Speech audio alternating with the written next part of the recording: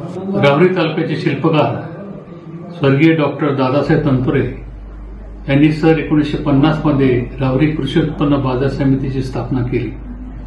संस्थेला 19 मार्च 2025 रोजी 75 वर्ष पूर्ण होत आहेत। या 75 वर्षाच्या कालखंडात राहुरी बाजार समितीमध्ये शेतमाल घेऊन येणारे शेतकरी, संस्थेचे संचालक, व्यापारी, आडते, हमाल, मापाडी, सेवक वर्ग यांच्या अथक परिश्रमाने संस्थेचे राज्यातच नव्हे तर देशात नावलौकिक मिळवले आहे। 19 मार्च 2025 रोजी राहुरी बाजार समितीचा अमृत महोत्सव संस्थेच्या मुख्य आवारात संपन्न होत आहे।